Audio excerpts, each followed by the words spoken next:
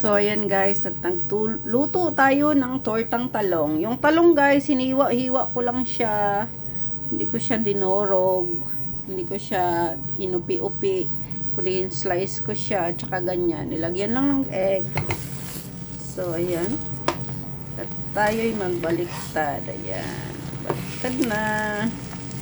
At ito ang ating ulam guys today. Ito lang, kasi ako lang mag-isa kakain dito guys. Wala na yung amo ko tsaka alaga. Sa labas na sila kakain. Nagluto pa naman ako ng soup. So, ayan ang ating tortang talong guys. Na hiniwa ko lang siya.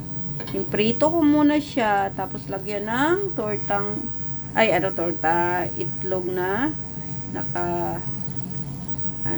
scramble. So, ayan guys ang ating food for today.